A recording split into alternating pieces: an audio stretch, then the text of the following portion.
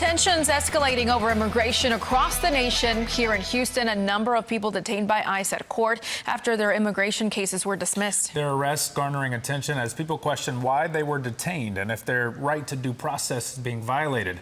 Our cameras were rolling when two men were handcuffed and escorted out of the federal immigration courthouse along Gessner on the southwest side today. ABC 13's Liliana Pearson joining us now live from the newsroom. So, Liliana, you watched as these three men were taken into ICE custody today.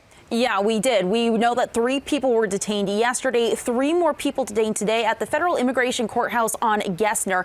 And those immigration lawyers that I talked to today say that you should still be going to your court dates. However, they say it's more important than ever that you do show up with legal representation because immigration court, that's a civil matter and a lawyer will not be provided for you. Cuffed and surrounded by ICE agents and cameras, immigration lawyer Bianca Santorini says what you're seeing is ICE agents detaining a man from Mexico and Venezuela after their immigration cases were dismissed by a judge. Santorini says these men were in court for a notice to appear. This is a hearing to plead your case before a judge on why you should be able to stay in the United States. But these men allegedly never got that opportunity. Due process does not mean you entered illegally and you get to stay. But due process in the Constitution does mean that you get that one day in court, and that is what we're asking to be respected. This morning, according to Cesar Espinoza with the immigration rights group FEEL, they used to want cases to be dismissed so they could pursue asylum or other means of staying in the country. But now, with ICE agents waiting outside the courtroom doors, those other avenues are cut off. Santorini says the detention of these men, who come from Mexico and South America, is possible through President Trump's signature of an executive order.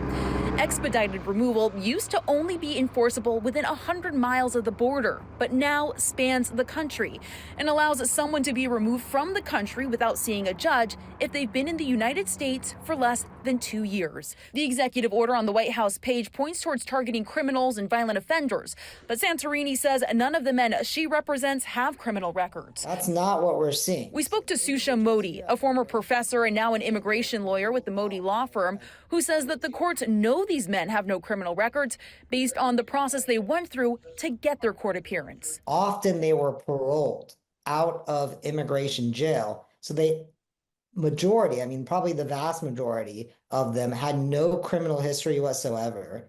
And then an ICE officer, a deportation officer, had found that they deserved to be paroled out. According to this memo on the ICE government website, ICE agents are allowed to carry out enforcement near or in courthouses. We emailed ICE about arresting people inside courthouses. They sent us a statement saying, in part, if immigrants have credible claims that they are in danger, they will continue the immigration proceedings. Otherwise, they will be deported. We're seeing a huge amount of fear.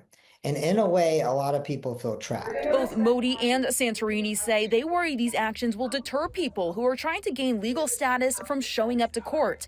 Santorini encouraging migrants to still go. Show up. But if you have been here less than 2 years, do not come without an attorney.